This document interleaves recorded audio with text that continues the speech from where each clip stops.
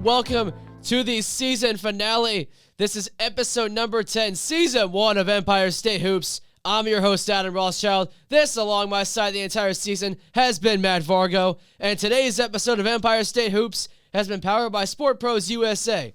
For more information, visit sportprosusa.com or call 877-HOOPS-NJ to make your dream court a reality today. So, Matt, welcome back. It's episode 10. Yep. It's been a long season. It has, How are you feeling? We got the holidays coming up. It'll be a nice little break for us that we're going to get, and then we will resume in January. Yeah, we'll be back when the spring semester rolls around. It'll probably be around mid to end of January. I'm kind of in desperate need of a break. I mean, Susquehanna's basketball game alone was enough to wear me out for good. Shout out to Coach Marcinick getting his 500th win, but I mean, yeah, let's get ready to talk about the Knicks. Yeah, the Riverhawks last night beat Catholic in a closeout victory over their landmark conference rivals, of course. Frank Marcinick, as you said, getting his 500 career win. Once again, congratulations, Frank. It was an awesome game last night. And now to the Knicks. It's been an interesting stretch, to say the least. A lot of rumors going around about a lot of trade talk, which we'll get to later on. Yep. Players being frustrated, which we'll also get to later on. But the first game in this recap, the Detroit Pistons, we talked about the Knicks got to blow them out or whatever. They didn't. It was too close. I mean, Jalen Brunson dropped 42, so somehow you keep yourself in the game and just win somehow. Yeah. I mean, think about this. The Detroit Pistons, like I said, you got to blow them out. This is a team that right now, because they lost to Memphis, I believe it was 2 nights ago at the time we're recording this, and Memphis is around a 5-win team. They've lost 19 in a row. They didn't win an entire game through the month of November. They haven't won a game so thus far in December. They may not win a game in December. I looked at their schedule. But, like I said, Brunson was great. I mean, 42 points. You can't get much better than that. Julius Randle also very good as well. Problem is, nobody else showed up, plain and simple. And the defense, very, very lacking. Cade Cunningham lit him up for 31. And Killian Hayes, 23 points. I don't even know that Killian Hayes should even be starting on this team, and he dropped 23 points. Yeah, that's the thing with this Pistons team, a young group with a bunch of young players, like we said, Cade Cunningham and Killian Hayes, he's bringing up into the conversation now. Now, if you're Monty Williams here, it's been a really rough stretch for the Pistons, and you said looking at their schedule, looking in December, it's going to be hard for them because this team is... What, like they've won 2 games or 2 in like 18 now or something? 2 and 19. 2 and 19. Losers of 18 in a row. They are, I believe, 6 or 7 more losses away from tying the Trust the Process 76ers for the longest losing streak in NBA history. That is not company you want to be a part of. Yeah, especially not with those old 76ers teams from the mid-2010s, as I'm sure, Matt, you remember with your beloved 76ers. But now getting to this next game, the Toronto Raptors. This game was kind of in the mix of the Pistons game a little bit because it was close at times. The Knicks found their way. Brunson was able to lead the way. They actually had players stepping up. DiVincenzo was actually a huge plus in this game also. So that was a lot to look at for this game, especially going up against a team like Toronto, who's also been struggling right now with a rookie head coach. Yeah, the thing is, and this game, like you said, kind of went similarly to the Pistons game because in the Pistons game, they were up by 14 after the first. They immediately surrendered all of that and only led by 1 at halftime and trailed going into the fourth. And a lot of that happened in the Raptors game as well. They were up by 8. Yeah, they were up by 8, and then they were tied going into half. But this time in the second half, rather than just kind of get it nip and tuck, they kind of blew the game open in the third quarter. They won the third quarter 33-20. Brunson, very steady. He didn't really shoot the ball well, but 22 points and 8 assists. That's going to get the job done most of the time. And Randle, again, he's actually been playing a hell of a lot better than he is at the start of the year. And again, we bashed him. We called him the greatest hits tour, but 20 points, 8 of 15. And like you said, Dante DiVincenzo, he has been an absolute roller coaster, but I mean, the height came at the perfect time, dropping 21 off the bench. He was the second leading scorer behind Brunson, and also got to give a shout out to Josh Hart as well, also having 17 on a night where Quickly really didn't get a lot of opportunity to shine, and they pulled through.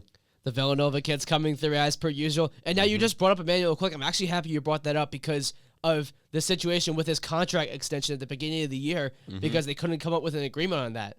Do you think that could be leading to a possibility that like his struggles might be a possibility of him not even being on the team next year, because that could be a possibility. I have a feeling that when it comes to Emmanuel Quickley, he's the kind of player that he's not good enough to really be untouchable in any trade talks, but he's also good enough that I feel like any team, if the Knicks want to make a big move, he would be a desired piece that they would go after. I feel like, obviously, Randall would also be a part of a package, maybe even RJ, but I doubt it because RJ's had been played a lot better than years past. And I don't know, maybe it is in his head because we see players that in a contract year, some of them like rise up to the pressure and earn a huge bag, but sometimes, that lack of security for the future really just bogs him down. And I feel like Quickley, he's been solid. He just hasn't been as good as he was the prior year. Yeah, and we know Emmanuel Quickley is capable of coming through in these clutch situations, making big-time shots down the stretch, and a lot of huge plays is something that Emmanuel Quickley is very good at doing, especially playing in the bench with that role with RJ Barrett being in there with the bench, which we've seen in several games during the course of the season. Now, looking at this game that happened back on Tuesday, the Knicks qualified for the in-season tournament as a wild card. They did, yeah. They went in. They played the Bucks, who they played in their first in-season tournament game, which was for the group play. Mm-hmm. They got whooped. Yeah. And this game was actually a little bit different. Just the first half. Second half we'll talk about, though. But still, the first half, the Knicks were in it. Randall didn't miss a shot the entire first half. He didn't. He was on fire. That Grant hits to her. But the second half, a completely different story. Yeah, and it basically sums up the whole team. Again, they were only down by 3 points going into halftime of this one. And then the second half is when the roof caved in. They lost the second half by, I believe, 18 points, something around that range. And like you said, Randall, I don't think Julius Randle could play any better than he did it was 2 nights ago? Yeah, Tuesday. Yeah, 41 points and hit 14 of 19 shots. You know how rare that is for him to just go hot for no reason, have that kind of shooting splits? Brunson also solid, 24 points. The thing is, outside of the big three of Barrett, Brunson, and Randall, nobody really did anything of note. Nobody else particularly shot the ball well. RJ kind of had a iffy shooting night, but again, 23 points is something you'll take. The big problem was obviously they just had no answer for Milwaukee offensively in the second half. Giannis was Giannis. That's to be expected. Dame also, big game as well. And how about Malik Beasley getting 18 points for the Bucks? That was the big difference in the game, at least in my opinion, for why the Bucks were able to really keep the onslaught going while the Knicks went cold. No, you got to give the Bucks credit here because they're just a great team. They're well coached. Adrian Griffin coming in there, who's a great, well-known coach. He was an assistant in Toronto and comes over to Milwaukee to replace Budenholzer. Yeah. Does a great job with his team, developing with Dame and Giannis, and they both seem to be very cohesive. The team is bonding together, and they've done a great job with it. So you got to give credit to the Bucks because they're a very well team. For the Knicks, you got to play better. The thing is they don't have enough right now. That's the problem. So when the trade deadline comes around, like we mentioned last episode about Siakam and Anunoby from the Raptors, those are guys you got to get. You got to get players that are going to be able to help you in the long run. Yeah, I feel like in the case, to focus in on the Bucks real quick, again, it started out kind of iffy. I believe they had 4 or 5 losses at one point to just 6 or 7 wins. And, we see this with a lot of great super teams that formed. It takes time, but they've been on an absolute tear like a lot of teams have because, again, Dame and Giannis work hand in hand with each other. And the big thing is they did not give up a lot of their depth to acquire Dame. They lost Drew Holiday, and it sucks. He's now in Boston now, and he's balling. He's been the Knicks' boogeyman in the games that they've played, and we'll see if he continues to be boogeyman in their third matchup with them. But yeah, for the Knicks, and again, there is definitely going to be trade options available. Again, look to the Southwest, to the fire sale in Chicago, as to where I would go if I wanted to pick up a piece. You could also look up to the Raptors, as I said. But yeah, we thought Karl Anthony Towns could be a trade piece, but now that the Timberwolves have been playing really well, I don't think he's on the table anymore. No, I don't think so either. And the trade rumors with the Knicks with certain star players being available, it's been floating around from different names, from Karl Anthony Towns to Zach LaVine, and to many other names that we'll get to after our break. And we'll take our final break of Season 1 here, and we'll be back in just a few moments on episode number 10. Once again, this is Adam Rothschild and Matthew Vargo. We'll be right back. Hey there, basketball fans. Are you ready to take your love for the game to a whole new level? Well, listen up. We've got something that will make your hoop dreams come true. Introducing Sport Pros USA, the ultimate destination for all your backyard sport court needs. Whether you're a die-hard Knicks fan or just looking for some slam dunk fun with your family, Sport Pros USA has got you covered. Picture this. It's a sunny afternoon in New York, and you step out onto your very own custom-built backyard basketball court. The court where legends are born and memories are made. A court where you can unleash your inner baller and shoot hoops like your favorite Knicks players. But it's not just about basketball. It's about family, friends, and fun. Whether you're hosting a game of horse with your buddies or teaching your kids how to dribble and shoot, Sport Pros USA brings the magic of the game right to your doorstep. Our courts are more than just a place to play. They're a place to connect, bond, and create unforgettable moments. And with Sport Pros USA, you can have it all, right in your own backyard. We're not just building courts, we're building dreams. Dreams of buzzer beaters, comebacks, and endless laughter. So why wait? Give us a call at 877-HOOPS-NJ or visit sportprosusa.com today to start designing your very own backyard basketball court. Remember, at Sport Pros USA, we believe that every home deserves a court, and every family deserves the joy of playing together. So don't just watch the game, be a part of it. All right, everybody, this is the final segment of Season 1, Episode 10, Empire State Hoops. It's Adam Rothschild, it's Matthew Vargo, and we have a few more little things to talk about here. First off, we're going to start with Quentin Grimes. So, he apparently does not like his role right now, and he said this quote, this I believe was after the Bucks game. He said, "It's tough going out there and just standing in the corner the whole game. Then you got to make the shot when you shoot 1 or 2 times per game. His last 5 games, 0 points, 3 points, 3 points, 6 points, and 0. This is not good. This is not good." Yeah, it's a lot of donuts. You could find a nice job at Krispy Kremes with that kind of donuts that he's throwing up night in and night out. But, I mean, Grimes was someone you were really high on in the very early episodes. You thought breakout year incoming. That has not happened whatsoever. Now, whether it's him, whether it's Tibbs, or just the whole scheme, regardless, it's just not working out well at all. He was 11 points per game last year. He's now down to just under 6 a game. His shooting splits across the board way down. He's only shooting around 5 or 6 shots a game. And I understand his frustration, like just being I loved being a corner.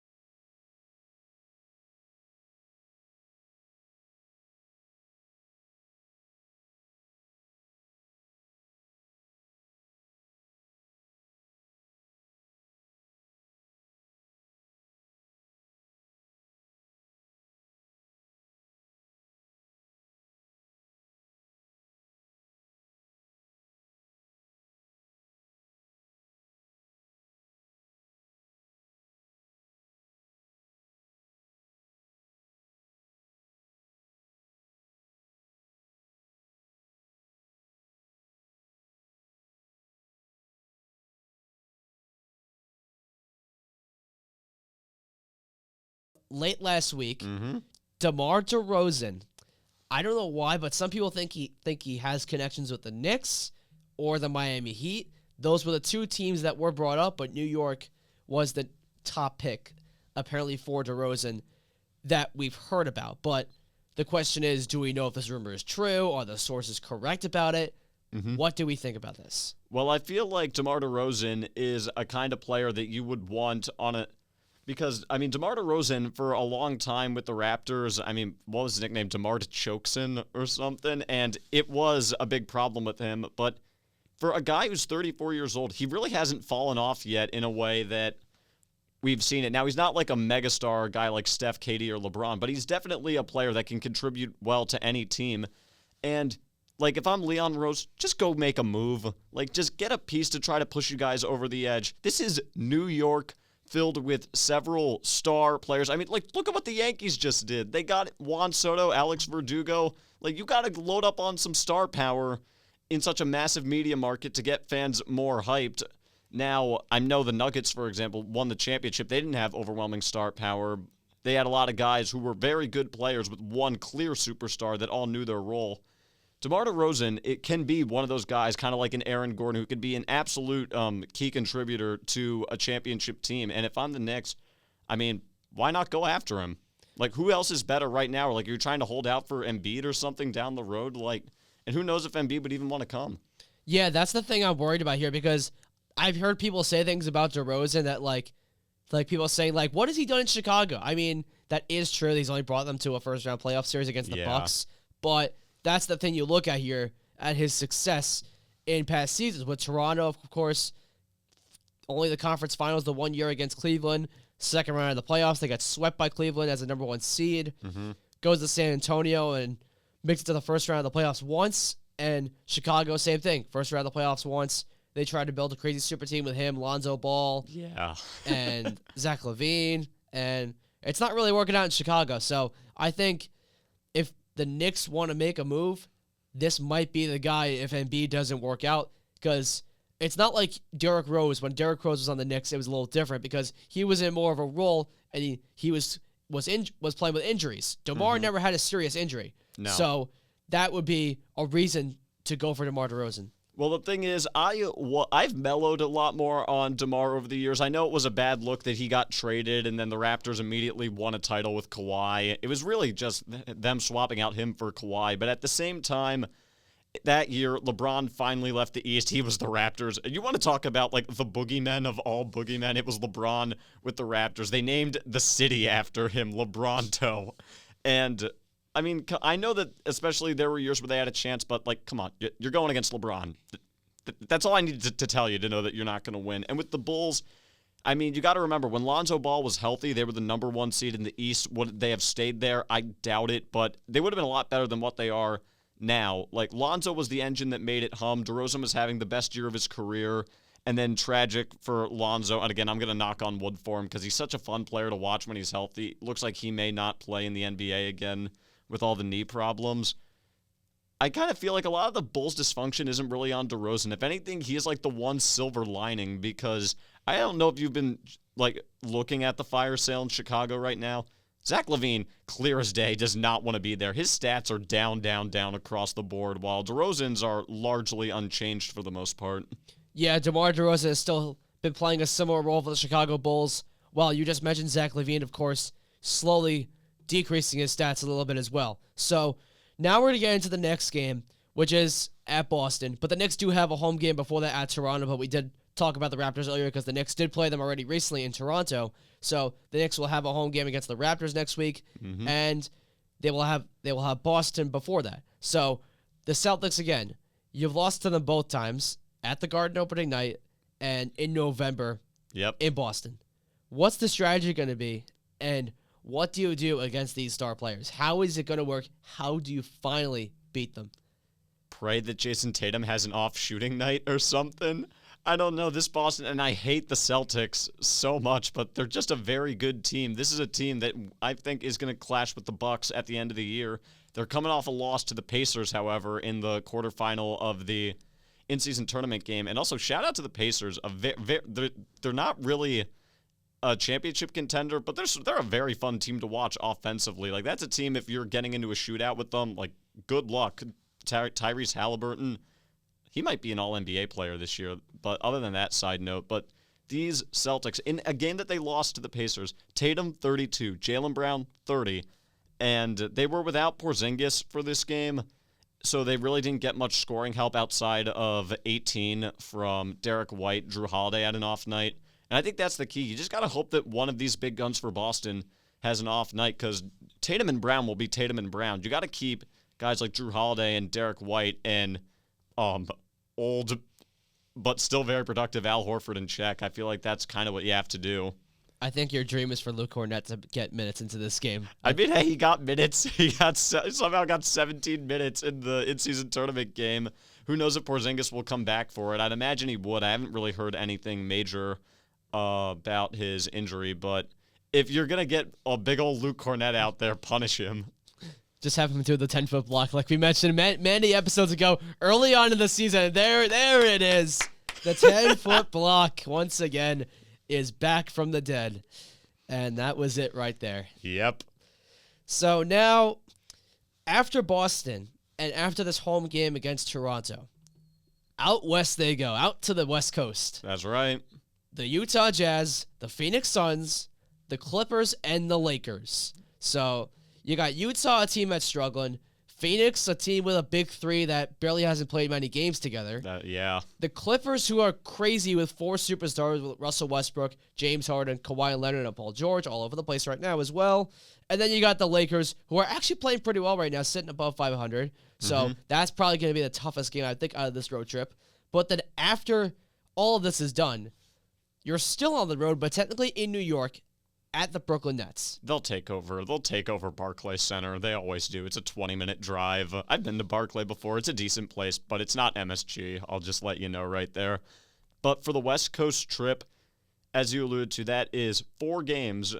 Utah, they got to beat Utah. Like, Utah is I believe they're 8-14 right now. They're not a very good team. You got to go in there and just take care of your business. The Suns, the Clippers, and the Lakers are obviously going to be much harder because you've alluded to, despite the Suns' big three really not having played well, they still are playing like their heads above water. They're 12-9. They got absolutely jobbed by the refs against the Lakers also 2 nights ago. 2 nights ago.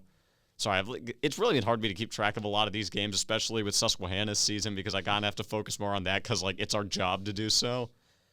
But still, I feel like, KD and Book on any given night can just light it up. The Clippers, they started out really bad, but now they've been playing pretty well. They've won 7 of their last 10 and are starting to creep back into the playoff picture. And for the Lakers, you just hope you don't catch AD on one of his God mode nights. Again, every once in a while he'll go through a lull, but if he's locked in and LeBron's still playing as well as he's ever had for any player this late into his career, I mean, what more could you ask for? If you go 2-2, you take it. Go 3-1, that's a massive W. The next newspaper in Los Angeles, Anthony Davis with a poster on top of Julius Randle. Unbelievable. 2 former players at Kentucky. Yep. Mm-hmm. Incredible. What a story it will be, but we hope that's not the case. We hope the Knicks come out with a vengeance on this road trip because it's going to be a tall task. They're also going to have another one of these later in the year, of course, against teams like Golden State, Portland. Mm-hmm. That's going to probably be later in the year as well. 2 teams not playing very well as of right now. Portland's near the bottom of the West, and Golden State, one of the biggest disappointments in the league.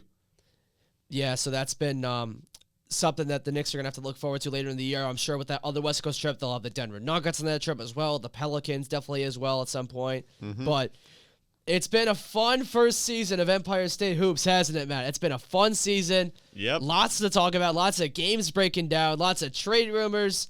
Incredible games. Jalen Brunson being him as per usual. Luke Cornett with a 10-foot block from the 3-point line or whatever. Doing his thing. We've had a lot of fun. A lot of giggles. Yep. Lots of New York Knicks talk. A lot of wanting to send players to the CBA, especially on the Hornets. Oh, yeah. And then we had the Charlotte Hornets with their thing. You telling the players to go somewhere, telling them just to read that language or whatever that is, just to, you better learn Chinese, buddy. That's right. And for one last time this season, this episode of Empire State Hoops has been powered by Sport Pros USA. For more information, visit sportprosusa.com or call 877-HOOPS-NJ to make your dream court a reality today. So, from here on Season 1, Episode number 10, it's been Adam Rothschild and Matthew Vargo along my side, and we will see you in Season 2, coming out in mid-January. See you soon! Stay tuned. That's all I gotta say. Have a nice, happy holidays, and stay tuned, because we're coming back, and we're coming back better.